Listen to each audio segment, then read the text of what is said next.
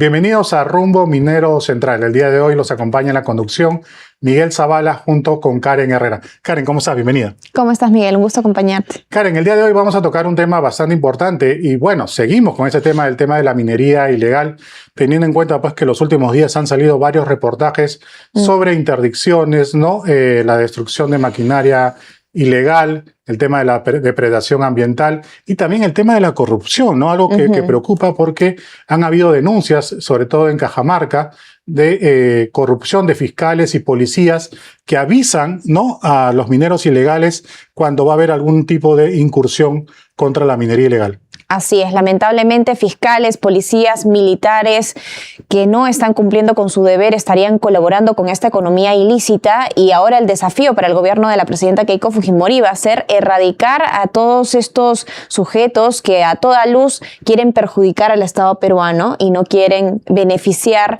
a las personas, a las comunidades con el tema de la minería formal. Como ya lo sabemos, el beneficio que trae la minería formal y el cuidado al medio ambiente que también es tan importante. Es preocupante cómo estos últimos años, Karen, esta minería ilegal se ha extendido por todo el Perú, ¿no?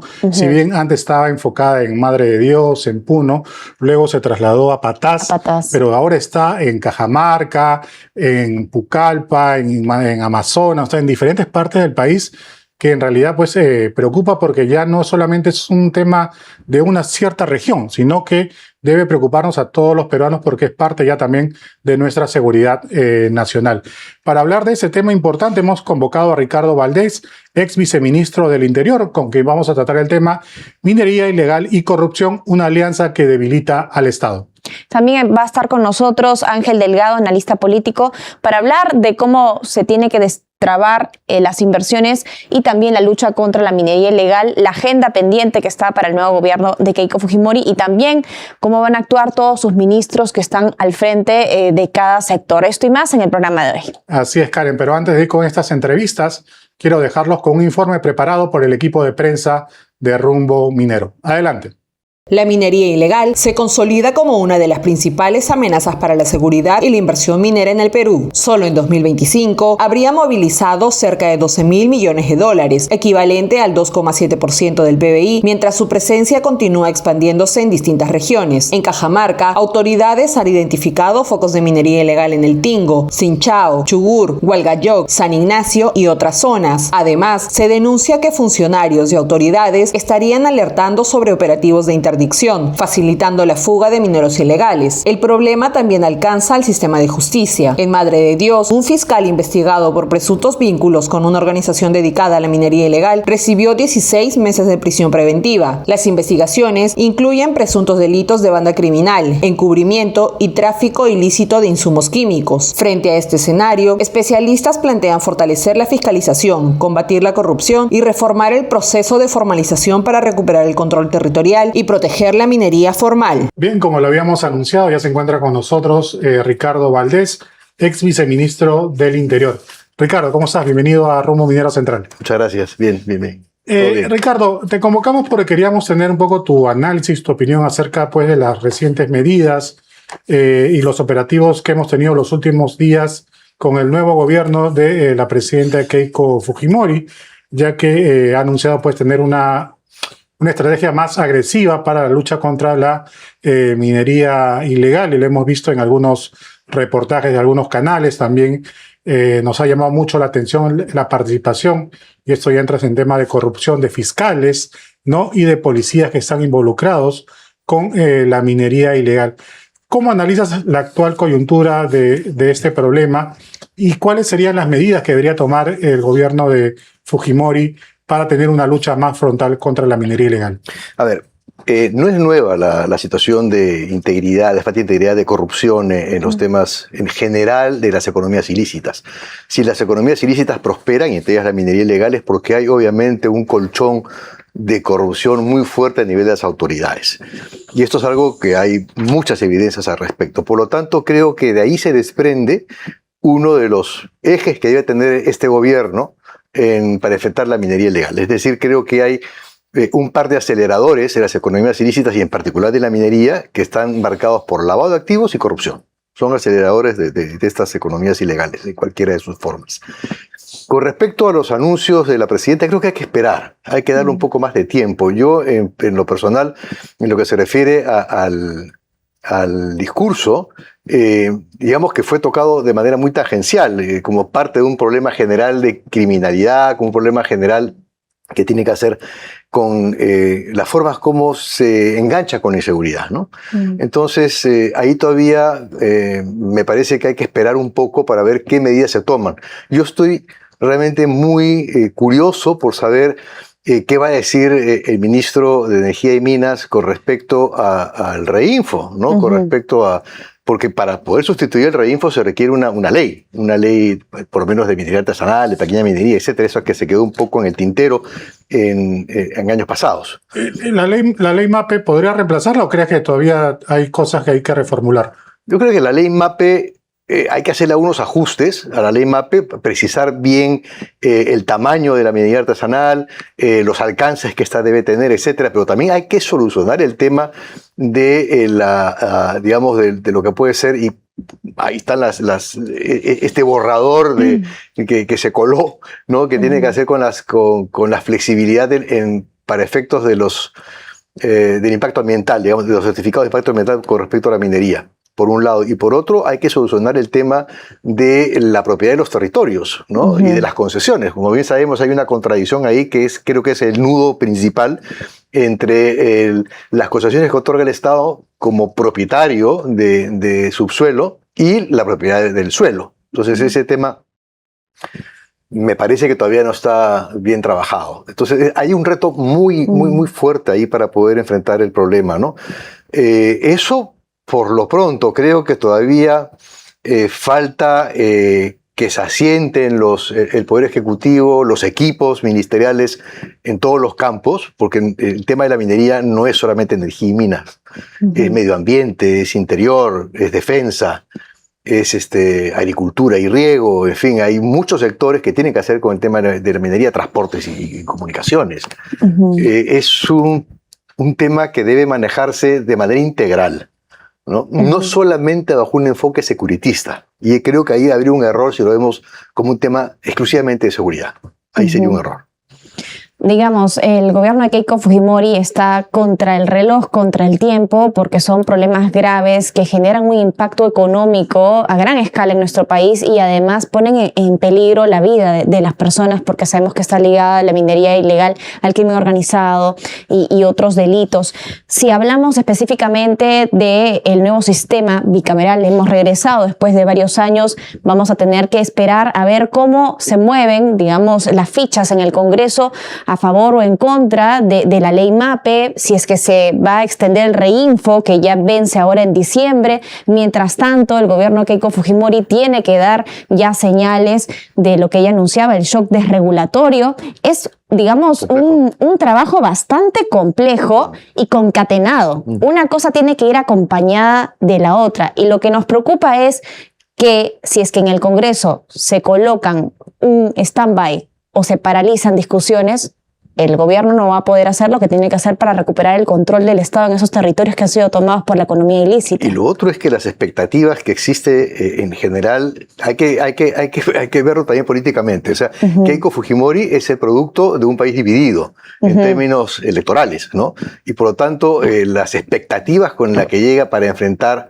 los temas de orden y seguridad son enormes. Son gigantes. Entonces, si es que, y al ser tan altas las expectativas, cualquier paso en falso va a hacer que tenga un problema político muy serio.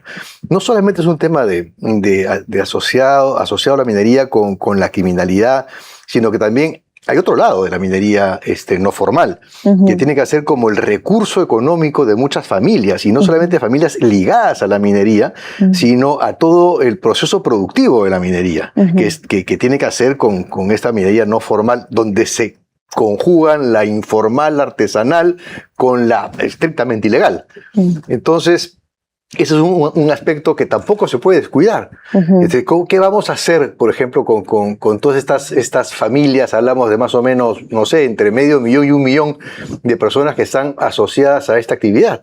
No es un problema solamente regulatorio, es también un fenómeno social y un problema económico. Entonces, hay que hilar muy fino, porque no se puede enfrentar, insisto, esto solamente como un problema de seguridad. Es un problema social, es un tema, en algún momento lo conversamos en una entrevista pasada, es algo así como el narcotráfico, ¿no? Como cómo se enfrentó el tema de los cocales. Y en algunas zonas funcionó, en otras no, pero sin duda, para poder sustituir cocales, tú necesitas desarrollo alternativo. Digamos, analógicamente, si yo quiero enfrentar la minería ilegal, donde hay muchas familias que dependen de ella, tengo que plantearme también un proyecto de desarrollo alternativo. Si vamos a la interoceánica, en Madre de Dios, y vemos La Pampa, lo conversamos también hace unos meses, yo les conté que estaba impresionado por la forma como había crecido La Pampa, y hay 3 colegios, hay clubes, es impresionante. 100 construcciones en marcha en el momento que yo pasé por ahí. Entonces digo, bueno, aquí hay un tema, ¿no? Porque esto ya va a ser bien difícil que lo podamos mover. Entonces hay que plantear una serie de otras alternativas, ¿no? Sí, incluso ya se había hablado de que se habían formado como una especie de cárteles, ¿no? Si tú nos has comentado, Sí. de que prácticamente son como ciudades aisladas, ¿no? Con todos los lujos posibles. Con leyes propias, además. Exacto, porque mueven la cantidad de dinero que ya todos sabemos.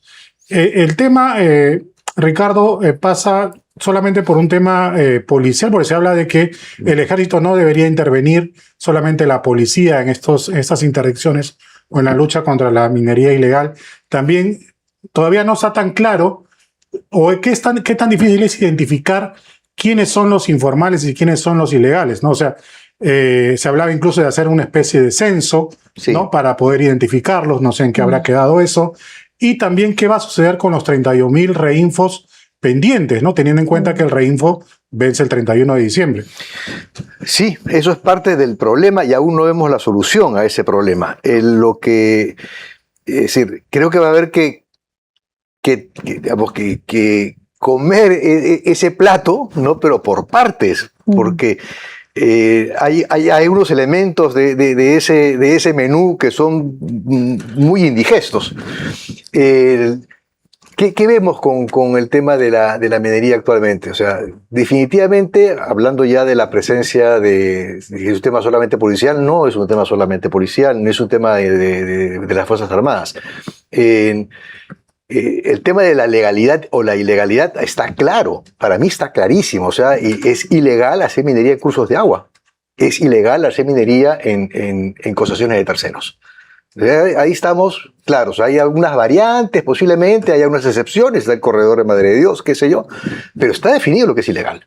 Entonces yo no puedo meterme a hacer explotación minera en una concesión que no me pertenece, ¿bien?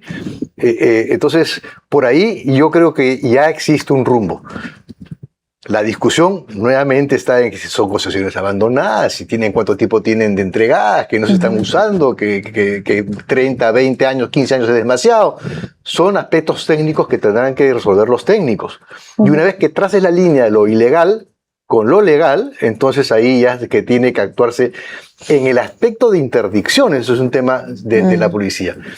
Pero no solamente el tema de la policía, este aspecto específico de cómo yo saco del socavón a quien está ilegalmente metido ahí, sino yo cómo entiendo toda esta cadena de valor. Es decir, quién está dando el dinero, quién está transportando la maquinaria, quién está proveyendo el recurso humano, quién está alojando el combustible y el explosivo, ambas cosas, ¿no? El combustible es tremendamente importante en la minería aluvial, más importante tan importante como el explosivo en la minería de socavón, ¿bien? Entonces hay que ver también las plantas de beneficio. Creo que hay un gran tema ahí, porque me parece que en la planta de beneficio está además la estructura de financiamiento. y luego toda la estructura de comercialización. Y eso me plantea, obviamente, un fenómeno que ya va más allá de la policía o de las Fuerzas Armadas. Las Fuerzas Armadas pueden tener un rol, creo que sí, es más, concretamente, por ejemplo, Marina de Guerra. Marina de Guerra debe estar mucho más activo en el río Nanay, mucho más activo en el río Putumayo. Que además son zonas que le corresponde, por definición, a la Marina. No le corresponde a la policía está de la orilla del río 100 metros hacia adentro. Entonces, hay que delimitar bien los campos y establecer bien las responsabilidades, ¿no? De la SUNAT, en fin, de agricultura, como decía, todo el sector del Estado, y luego bajando de nivel, ¿qué está pasando con los gobiernos regionales, con las autorizaciones? Por eso digo, hay que comer este platillo despacio y viendo bien cómo lo enfrento, ¿no? Bueno, también hay un tema importante respecto al tema de las fronteras. Sí. ¿No? Ecuador recientemente ha calificado la minería ilegal como una amenaza a la seguridad nacional. Ya se era sabido pues, que hay minería ilegal en Ecuador, incluso que comunidades, ¿no? indígenas han sido pues, sacadas de sus regiones para dar paso pues, a la minería ilegal a través de bandas criminales. ¿Cómo crees que debería ser articulado el trabajo en las fronteras, ¿no? Ecuador, Colombia, Brasil y Bolivia, ¿no? Que son focos de minería ilegal, tanto en el tema de extracción como también en el tema de exportación del oro, sobre todo. A ver, bajo un esquema estrictamente de seguridad, obviamente la combinación minería-narcotráfico creo que está bastante activa ahora, pero esa combinación minería-narcotráfico está también asociada a tala y contrabando. Por lo tanto, hay un sistema de economías ilícitas que interactúan entre sí y que de alguna forma la lidera la minería ilegal. En ese sentido, creo que hay un rol, como expliqué hace un momento, que le corresponde a las Fuerzas Armadas. Por ejemplo, el monitoreo de las aguas, ¿no? Pero hay otro rol que le corresponde específicamente a la Policía Nacional en todo el proceso de investigación, como al resto de estructura del Estado, para ver cómo yo enfrento esta cadena de valor. Sí, creo que hay necesidad de articular más con los países vecinos, porque comunidades indígenas desplazadas por la minería, no solamente en Ecuador. Aquí está la población aguajún desplazada, la Mashiguén en Madre de Dios también está desplazada, sus territorios han sido tomados. Hay muchos defensores ambientales indígenas nativos que han fallecido, no necesariamente en relación a la minería, pero sí a los vínculos con otras economías ilícitas. Entonces, hay ahí un aspecto que sin duda tiene que ser parte del análisis integral. Entonces, el capítulo de seguridad podríamos analizarlo para definir responsabilidades, pero luego tenemos los otros aspectos sobre qué hago con la población que está comprometida, cómo voy a enfrentar el fenómeno social que se me va a desprender de ahí. Y lo otro es que también no hay que descuidar el lado exterior, es decir, no solamente las fronteras. El oro sabemos que se va fuera del país, ¿no? Entonces ahí también hay un rol de Cancillería, hay un rol de comercio exterior, del Ministerio de Comercio Exterior.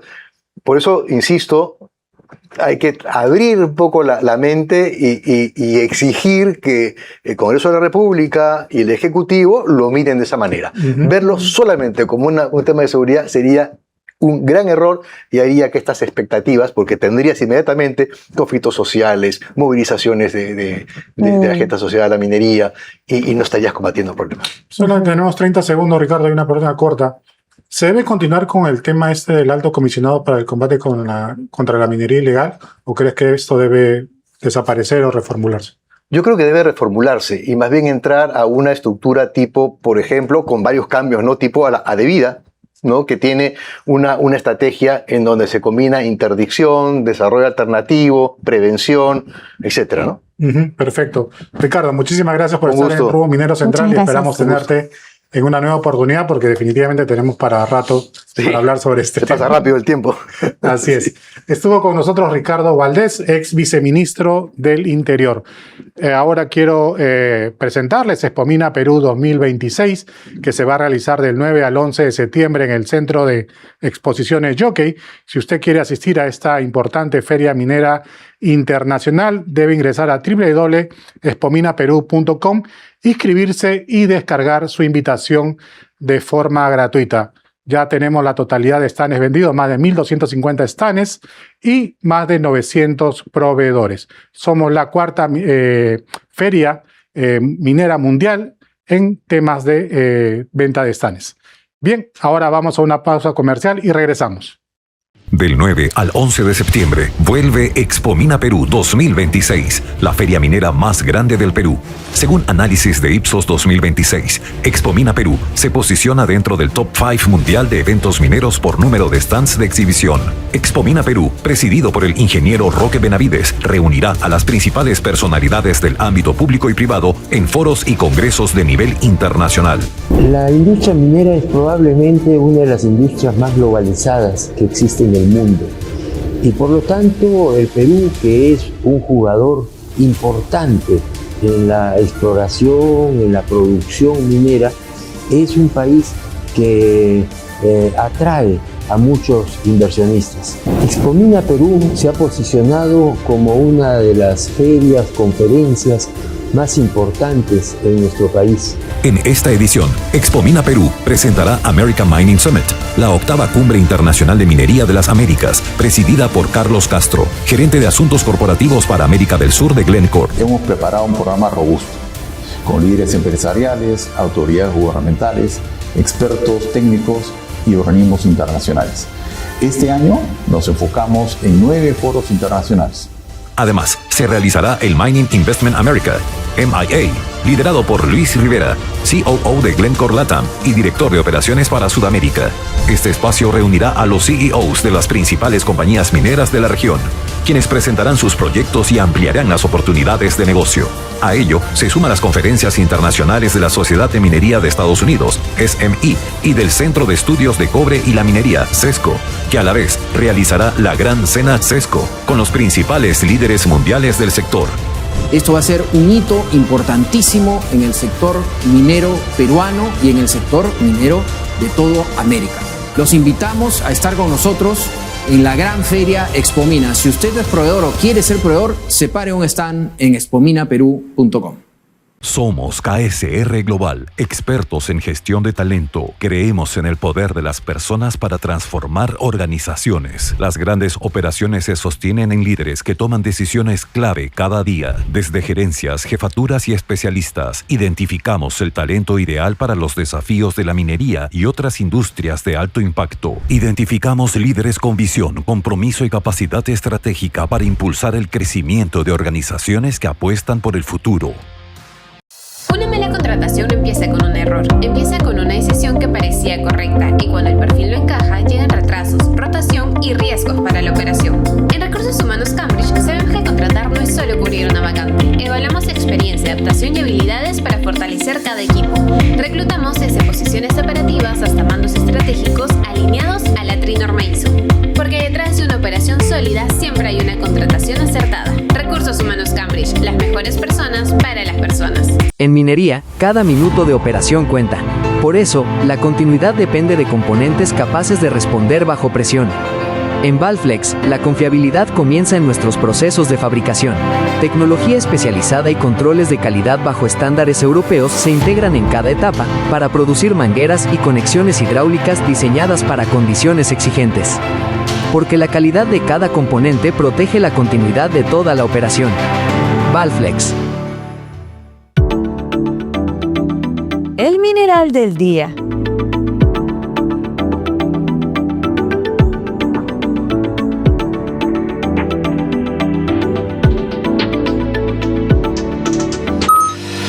Cobalto. Mucho antes de convertirse en uno de los minerales más buscados para la tecnología, el cobalto ya tenía una misión: resistir donde otros minerales fallaban. Y esa versatilidad terminó llevándolo desde motores de aviones hasta baterías que hoy mueven gran parte del mundo. El cobalto es un metal con una característica poco común. Mantiene su estabilidad incluso bajo temperaturas muy altas. Por eso, durante décadas fue utilizado para fabricar aleaciones especiales capaces de soportar condiciones extremas.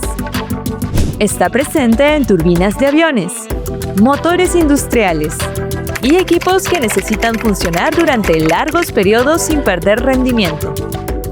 En otras palabras, el cobalto ha ayudado a construir industrias que trabajan al límite. Pero su importancia no termina ahí. Con el avance de la tecnología, este metal encontró un nuevo espacio. Y es que sus propiedades químicas comenzaron a ser aprovechadas en baterías recargables, utilizadas en dispositivos y vehículos eléctricos. Esto hace que se mejore el desempeño y la estabilidad del sistema. Justamente, esto ha hecho que el interés mundial por este mineral crezca rápidamente. Ahora llevémoslo al mapa. La República Democrática del Congo concentra gran parte de la producción mundial de cobalto. Otro dato curioso es que el cobalto también ha dejado huella fuera de la industria pesada, ya que durante siglos fue utilizado para crear algunos de los pigmentos azules más intensos y duraderos de la historia. Piezas de cerámica, vidrio y otras artísticas obtuvieron su color gracias a compuestos derivados de este material. Es decir, antes de impulsar la tecnología, ya estaba dejando huella en el arte. Hay minerales que destacan por lo que producen y otros por lo que resisten. El cobalto logró hacer ambas cosas. Por eso sigue siendo uno de los materiales más difíciles de reemplazar. El mineral del día, porque entenderlo cambia cómo lo ves.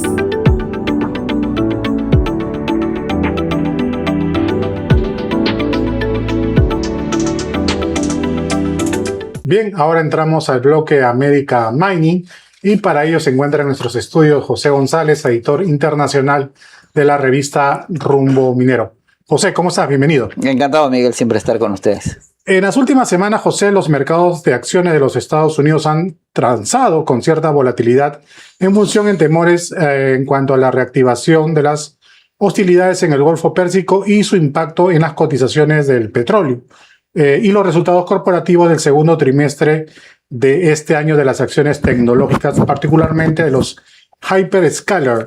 Las compañías que invierten en data centers para inteligencia artificial, ¿cuál están haciendo el impacto de estos últimos en las perspectivas de la minería global? Cada vez es más claro, Miguel, que hay una relación directa entre el desarrollo de los data centers y la demanda de energía y la demanda de cobre. Según la Agencia Internacional de Energía, los data centers globales van a duplicar su demanda de energía a 950 terabytes para el año 2030 y van a representar el 3% de la demanda global, fundamentalmente de cobre y aluminio.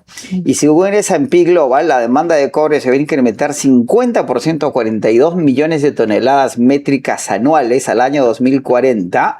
De las 28 millones de toneladas que se consumieron en el año 25, generando un déficit anual de 10 millones de toneladas métricas. Los data centers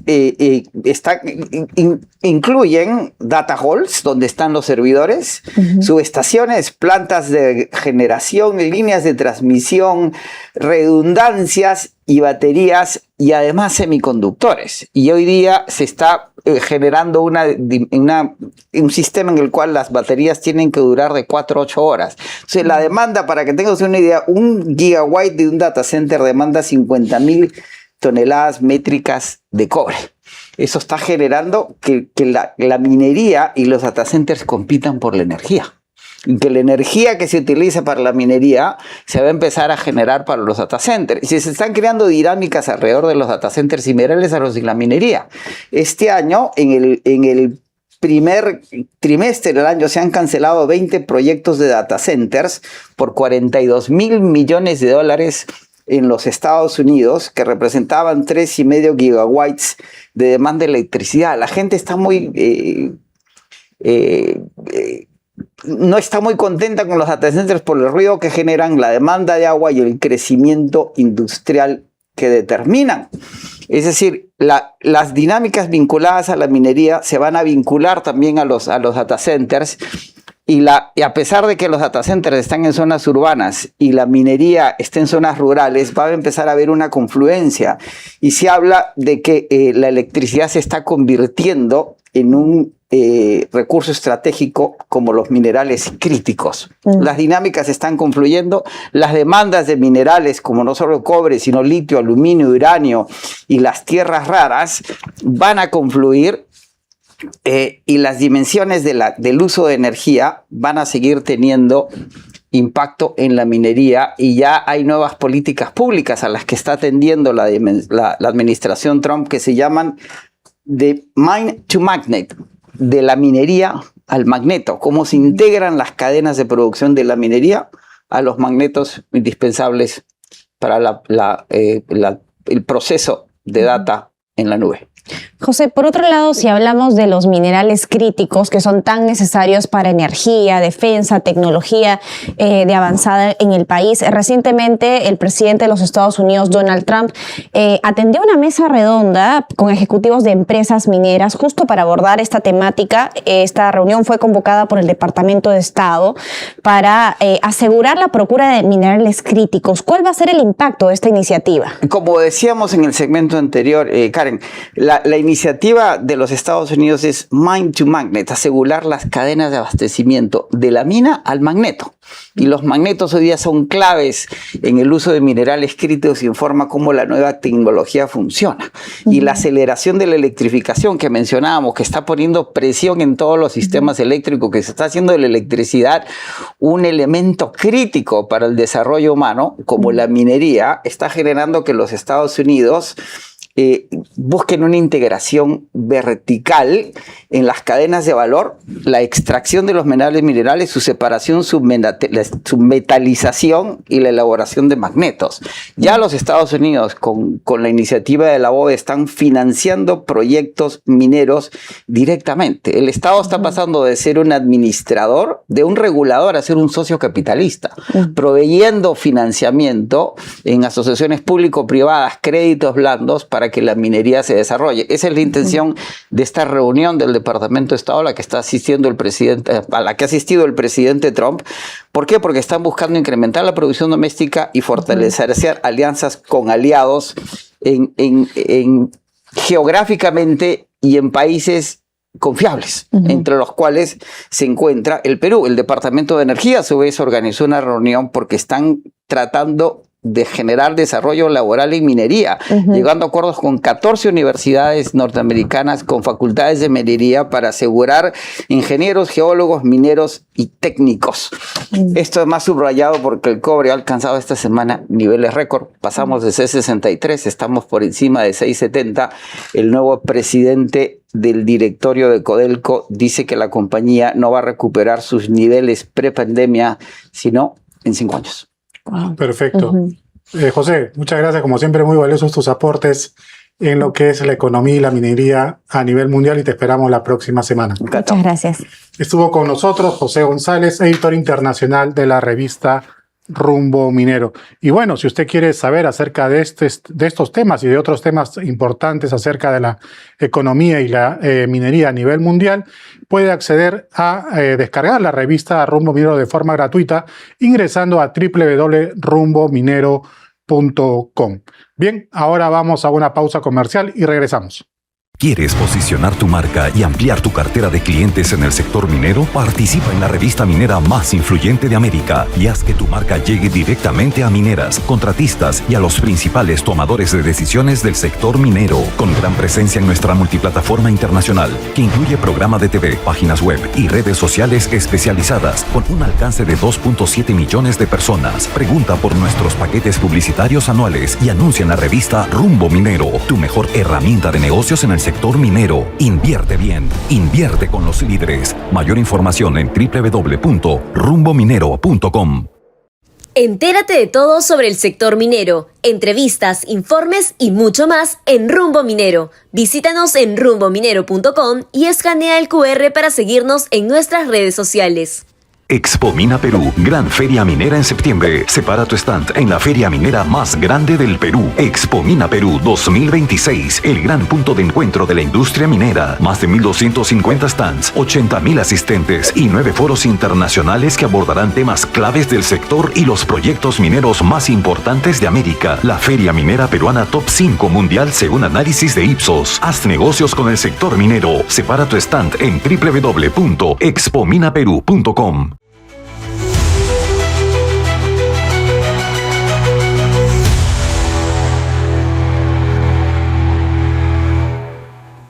Bien, como ya lo habíamos anunciado, ya se encuentra en nuestros estudios Ángel Delgado, analista político. Ángel, ¿cómo estás? Bienvenido. Muy buenas noches y muy agradecido por la invitación. Ángel, antes de entrar de lleno al tema minero, queremos consultarte sobre estas facultades legislativas que va a pedir el Ejecutivo al Congreso, ¿no? Hay diferentes opiniones de cómo debe ser manejado este pedido de facultades en el tema pues, de economía, en el tema de seguridad ciudadana, en el tema de tramitología, ¿no? Que es lo que tanto pedimos, sobre todo en la minería, para poder agilizar los proyectos mineros y fortalecer también la institucionalidad. Cuéntanos cómo ves este panorama. Yo tengo una posición al respecto. Creo que este es un procedimiento, un trámite que ya existe en la Constitución del año 79. Es una excepción porque, como ustedes saben perfectamente, el Parlamento Nacional, el Congreso de la República, es el poder legislativo por antonomasia. Inclusive se utiliza la función para denominarlo, para caracterizarlo, para identificarlo. Pero la experiencia moderna ha hecho que en todo el mundo existan una serie de cuestiones muy técnicas, altamente calificadas, sofisticadas, que no pueden seguir el trámite parlamentario normal. Y es por eso es que se delega esta facultad que es inherente al Congreso de la República, la de las leyes, se la delega por cierto tiempo y bajo ciertas condiciones al Poder Ejecutivo. Es una excepción, pero es una excepción justificable y está en el orden constitucional. En consecuencia, yo soy de los que creo que no hay que verlo con ningún tipo de dramatismo. Porque si hacemos de esto una cuestión de confianza, etcétera, etcétera, creo que entramos mal, sobre todo cuando las correlaciones recién se están definiendo y el Perú está viendo el futuro todavía con expectativa y los primeros pasos son importantes. ¿Qué cosa quiero decir con eso? Creo que debe fluir normalmente aquellas decisiones en materia legislativa que sean realmente imprescindibles. Es decir, yo no tengo ninguna duda que para poder conjurar el fenómeno del niño, tú vas a necesitar determinadas normas de rango legal, o sea, decretos legislativos, para poder vencer a este fenómeno que amenaza gravemente al país. Igualmente tampoco me queda duda en materia de seguridad ciudadana en algunos aspectos. Pero creo que hay otros temas que si yo fuera el gobierno, le daría el tiempo suficiente y preferiría presentar, mira tú, proyectos de ley ya estructurados, armados. Por ejemplo, si se trata de promover el empleo, si se trata de temas tributarios, cualquier otro, o temas específicos dentro del listado de cosas que se piden, de modo tal de que la representación nacional tenga el conocimiento de qué cosa se quiere. Este es un procedimiento que está establecido también en la Constitución y se llama legislación de urgencia. Cuando el Consejo de Ministros aprueba un proyecto de ley y le da el carácter preferente, carácter de urgencia, se deja todo lo demás y el Congreso se aboca. Y en 1 o 2 semanas tú puedes tener una ley con las características de lo que quieres, ¿no? Entonces, de esta manera se evita la suspicacia, qué cosa vas a hacer, porque también había una suerte de desviación y mala práctica, no ahora, sino anteriormente. Por ejemplo, eso de que le den ya no cada gobierno, sino cada cambio de presidente del Consejo de Ministros, facultades para 120 días y aparecerse después con 250 leyes que se llaman, en este caso, decretos legislativos, que te han cambiado cosas que tú no sabes, yo no sé si es lo más conveniente, porque en última instancia empiezas a trastocar el orden de las cosas, porque el Poder Legislativo tiene una performance de aprobación de leyes, discusión de leyes, mucho menor que el Ejecutivo, y eso tampoco se trata. Entonces, creo que hay que usar esta potestad, que repito, es una excepción, con mesura, con tacto, con inteligencia, y no polarizar, porque ya yo estoy escuchando a los sectores radicales para inventar leyendas, que con esto quieren votar a medio mundo, con esto van a oprimir a la pequeña producción, etcétera, etcétera, etcétera. Y entonces no hay que dar pie a ese tipo de argumentos que son falaces, pero que crispan el ambiente. ¿Me explico? Entonces yo preferiría que una vez presentado el proyecto se discuta, y aquellas cosas que sí son esenciales y de cara al país, nadie, el más radical, pueda negarse a otorgar esta facultad, a tener un paquete muy amplio. Te das cuenta que finalmente se discute entre cuatro paredes en gabinete y que tú no sabes los resultados. Además, estos secretos legislativos están sujetos a un proceso de revisión ulterior, y es hoy día el Senado la instancia, la Cámara, que los revisa y ve su procedibilidad y su validez legal, si es que están dentro del alcance de la autorización dada o no. Entonces creo que hay que tomar la cosa, en resumen, con la naturalidad de ser una herramienta constitucional para poder resolver problemas de urgencia, de emergencia, problemas inmediatos que necesitan este tipo de mecanismo abreviado, rápido, oportuno, y no hacer de esto, como algunos he escuchado, una suerte de cuestión de confianza. Por ahí he escuchado que alguien quiere hacer cuestión de confianza sobre eso, y eso ya no es muy ortodoxo, porque finalmente es el Parlamento el que tiene la competencia de legislar, y dentro de su competencia puede delegarla, pero tú no lo puedes obligar, no sé si me explico. Entonces, un debate constitucional, como por ahí he tenido oportunidad de escuchar rumores, me parecería, en esta etapa, cuando nos estamos asentando, y como decíamos al comienzo, hay un optimismo general en el país para que las cosas vayan mejor luego de la noche que hemos vivido en estos últimos 5 años, yo no estaría muy de acuerdo en que demos discusiones constitucionales sobre competencia, cuestiones de confianza, que enrarecen el ambiente, crean sombras y no nos permiten avanzar como todos quisiéramos. En años anteriores, con toda esta incertidumbre política que hemos tenido, con tanto cambio de presidente, de ministros, la baja aprobación que también ha tenido por tanto tiempo el Congreso de la República como tal, nos muestra que en general todos los peruanos ya estamos buscando ver resultados, más allá de escándalos políticos o de que usen este espacio de diálogo, de conversación para sacarse los trapitos sucios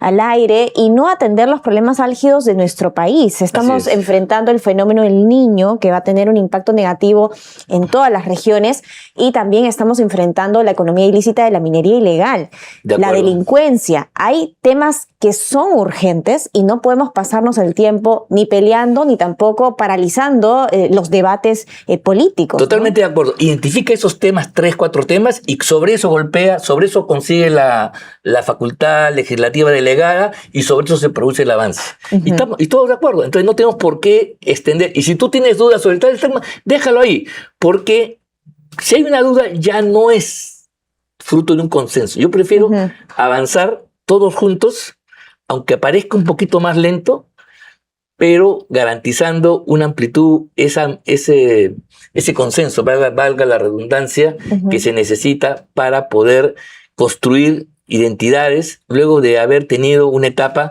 de tensión, de polarización, de acrimonia, como la que hemos vivido todos nosotros, y recordamos que al final es absolutamente infecunda.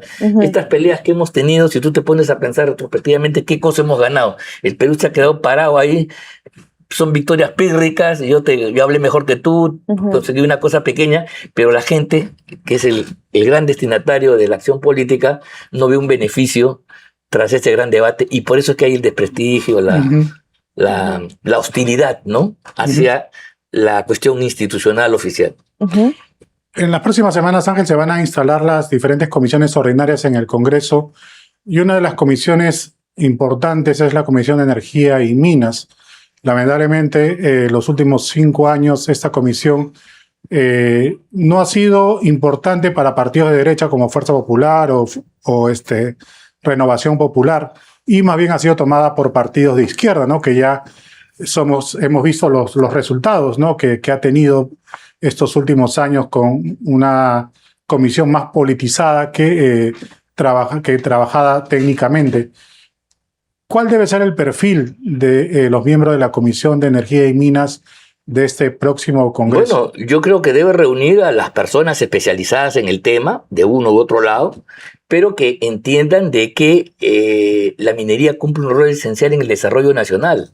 Este es el tema de partida, porque si hay alguien que duda de esto y cree que la minería debe ser abolida en aras a una supuesta agricultura o por otra razón, estamos perdidos. Yo no creo que ese es el sentimiento nacional. Esa no es la historia del Perú. Esa no es la tradición nacional. El Perú ha sido minero desde los tiempos pre-incas, antes que llegara Colón a estas tierras. Y por lo tanto, tenemos la bendición de la naturaleza de tener una enorme cordillera, rebosante en todo tipo de minerales, y esa es la forma en que nos insertamos al mundo, al globo. Esa es la forma como somos. Hay otros países que se insertan pues a partir de la pampa, de la agricultura, otros por su tecnología. Nosotros, dentro de esta distribución geográfica y por condiciones que uno no termina de saber por qué, somos un país de vocación minera, y eso hay que insertarse, sobre todo cuando hoy, a raíz de las grandes transformaciones tecnológicas y la misma crisis internacional, los precios de estos productos, los commodities, ¿no?, están en un estado realmente esplendoroso. Es importante. Entonces, el Perú tiene una magnífica oportunidad para hacer un acopio de recursos gigantescos y tener llenas las arcas, para decirlo de alguna manera, para llevar adelante aquellas políticas sociales que mitiguen las diferencias, que integren al sur con el resto del territorio nacional, y que la modernidad no sea pues esquiva para nadie, sino para todos. Eso es lo que yo creo que hay que hacer.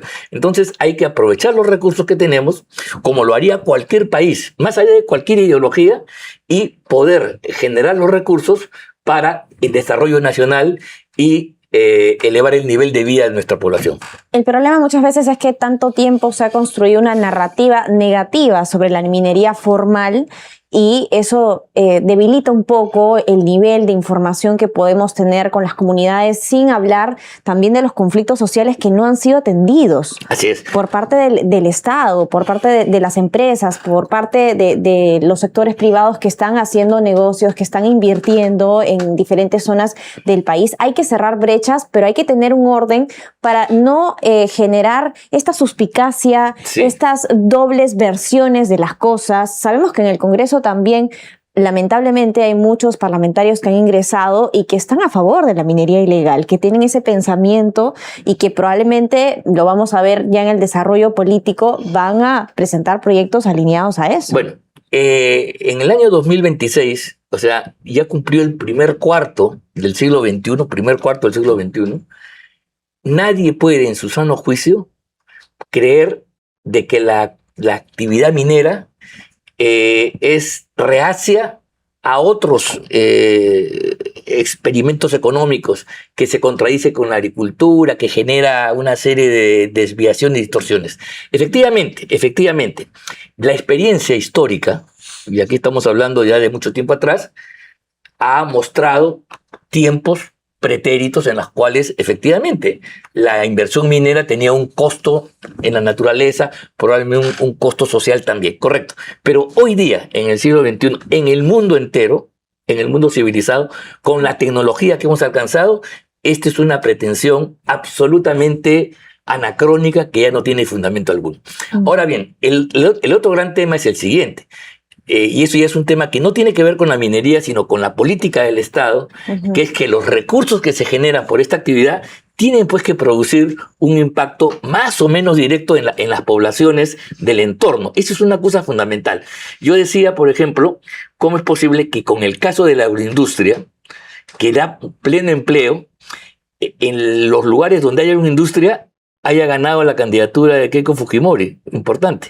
En cambio, ahí donde hay minería, donde la producción se hace a través de mecanismos indirectos como el canon y por supuesto toda la captación tributaria correspondiente, entonces como que hay algo que falla, pero repito, no es en la actividad minera, esto no es culpa de la minería, esto es culpa de la política nacional que tiene que ver cómo transforma ese esfuerzo minero en recursos para la gente y eliminar pues las trabas burocráticas que hacen que en el camino ciertos alcaldes y ciertos gobernadores y funcionarios inescrupulosos se queden con los recursos y no lleguen a la gente. Este es un reto que sí hay que hacerlo para taparle la boca a todos aquellos que hacen una campaña falaz contra la actividad minera y sus efectos productivos e importantes. Ángel, definitivamente esos últimos años hemos sido testigos de cómo la minería formal ha sido vapuleada, ¿no? Primero por el gobierno de Pedro Castillo y luego por el de Dina Boluarte. ¿Tú crees que para el gobierno de Keiko Fujimori la minería debe ser una prioridad o va a ser una prioridad? Y la segunda pregunta es si es que Tía María, el proyecto Tía María podría ser un punto de inflexión para que las inversiones mineras de una vez se hagan realidad. Bueno, vamos a verlo. Yo quiero creer que sí, porque el tema minero es un tema de interés nacional. O sea, los recursos naturales, de acuerdo a nuestra Constitución, son de la nación, ¿correcto? Y son para el progreso del país entero. Entonces, si hemos sido bendecidos por estos productos, por estos minerales, hay la obligación de explotarlos correctamente dentro de las reglas que la ciencia y la tecnología moderna exige y ponerlos al servicio del desarrollo, del crecimiento, de eliminar la pobreza, de mejorar la calidad de vida de la gente. Yo creo que eso es una cuestión fundamental. Si no, ¿qué recursos tenemos para eso? Ese es el otro tema. Porque renunciar por cuestiones timoratas, por el qué dirán, por las narrativas a las cuales tú habías mencionado, me parece realmente dar un hándicap que el Perú no puede permitirse. Si queremos un gran país en este siglo XXI, tenemos que explotar todas nuestras competencias, todos nuestros recursos, todas nuestras posibilidades, y la minería sin duda es una de ellas. Ahora, repito una vez más, esto tiene que hacerse con responsabilidad, esto tiene que hacerse con las reglas tecnológicas de punta, tiene que hacerse pues con toda la parafernalia que la experiencia minera en los últimos tiempos aquí y en el mundo han generado para evitar los impactos, porque toda relación con el mundo natural siempre genera pues un costo, genera una erosión, pero eso se puede revertir. No son cuestiones que deben hacer que se paralice para nada las actividades fundamentales, porque entonces estamos agarrando el rábano por las hojas. Perfecto. Ángel, muchísimas gracias por estar en Rumbo Minero Central y definitivamente vamos a convocarte en una nueva opertunidad para seguir analizando esos temas importantes. Muchas gracias y esperemos pues que estemos celebrando grandes inversiones mineras para que el Perú recupere ese ritmo de crecimiento que todos queremos y que es condición para entrar a la modernidad en un mundo cada vez más globalizado y complejo. Muchas gracias. Bien, estuvo con nosotros Ángel Delgado, analista político. Antes de pasar al siguiente bloque, quiero indicarles que Rumbo Minero TV está en Movistar Canal 42, también en las plataformas de Win y Vitel y en más de 80 cableras a nivel nacional. Somos su mejor herramienta de negocios en minería. Pregunte por nuestros paquetes publicitarios. Ahora quiero dar pase a Iván Arenas con su bloque Minería y Sociedad. Perú es denunciado ante el Tribunal de Justicia de la Comunidad Andina, pero no solamente el Estado peruano, sino además el Estado ecuatoriano y el Estado colombiano, por inacciones de la minería ilegal en una cuenca que es absolutamente trascendental para Loreto, para Iquitos exactamente, la cuenca del Nanay, y además de la cuenca del Putumayo. Importante, César Ipenza, abogado del Observatorio de Minería Ilegal, ha sido quien lidera esta denuncia interpuesta contra el Estado peruano porque habría inacción absoluta. Dentro de eso probablemente habría mucha corrupción. En el Nanay, en este momento, en este preciso momento, habían alrededor de 120 dragas funcionando a toda máquina todo el día, evidentemente para poder extraer oro ilegal que luego es lixiviado con mercurio o con otros elementos, y eso evidentemente contamina sobre todo a Loreto, sobre todo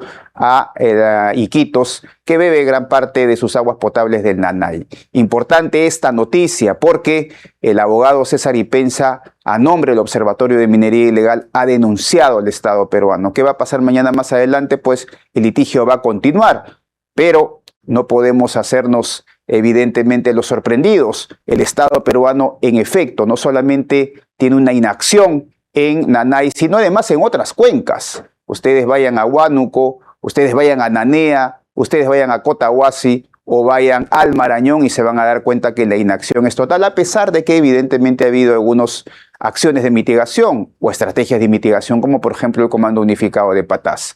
Pero atentos a lo que se viene, porque por primera vez el Estado es denunciado ante una corte internacional por inacción contra la minería ilegal. Penoso, pero cierto. Vamos a seguir dándole mucha atención y mirada a este tema. Gracias.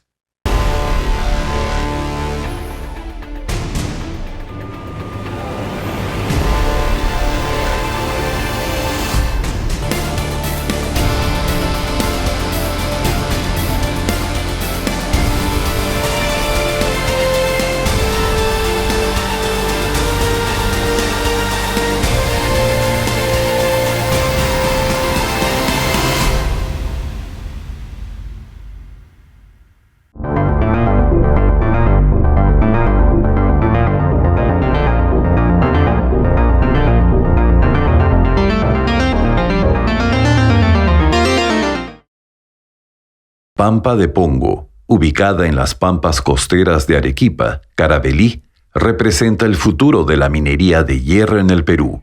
Su historia comenzó con el interés de capitales chinos por asegurar el suministro de hierro de alta calidad para su industria siderúrgica. Jinshao Mining ha desarrollado un proyecto que rompe los esquemas tradicionales debido a la profundidad del mineral.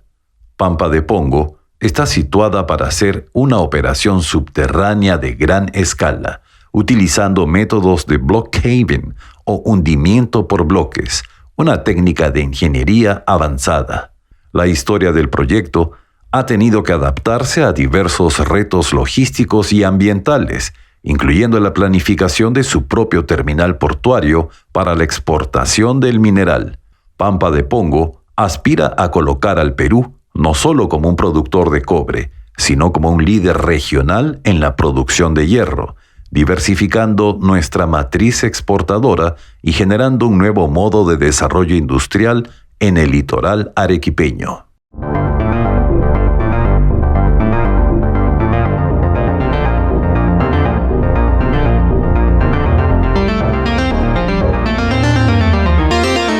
Bien, hemos llegado al final del programa, Karen. Definitivamente importantes reflexiones y análisis que nos dejan nuestros dos invitados del día de hoy. Primero, Ricardo Valdés, que nos ha indicado que debe haber una política integral para la lucha contra la minería ilegal, no solamente intervenciones policiales o militares, sino que esto tiene que ir más allá e involucrar a otras instituciones y sobre todo también identificar, ¿no?, quiénes están en estos momentos entre la ilegalidad y la informalidad, que será muy importante para tomar decisiones a futuro respecto a este importante tema. Así es, él nos mencionaba la necesidad de articular mejor estos esfuerzos que se están realizando para contrarrestar el impacto de la minería ilegal. También habló de lo importante que es en un país tan polarizado definir primero bien los campos de acción y determinar las responsabilidades, que haya, digamos, una hoja de ruta, que exista planificación, pero que además se muestre una rendición de cuentas, porque a veces el gasto no es el mejor sistema de medición de resultados, ¿no? Así es, y bueno, hemos visto pues que ya la minería ilegal no solamente estaba en un foco, que era madre de Dios, ¿no?, hace algunos años, sino que ahora se ha extendido a varias regiones de nuestro país y definitivamente el problema se hace mucho más grave porque hay que identificar las diferentes bandas criminales que están dentro de este sistema. También ahora el tema de la corrupción, que si bien Ricardo nos mencionaba que esto ya venía de hace muchos años de fiscales, policías y funcionarios, es importante identificar quiénes son y erradicarlos del aparato del Estado. Y también lo que nos ha mencionado Ángel Delgado sobre la importancia de la minería para este gobierno, ¿no?, sobre el papel que va a tener que tener el Ejecutivo respecto al tema de las facultades. Él no lo ve de una forma tan dramática, sino que lo ve viable. Vamos a ver cómo se presenta este tema en las próximas semanas.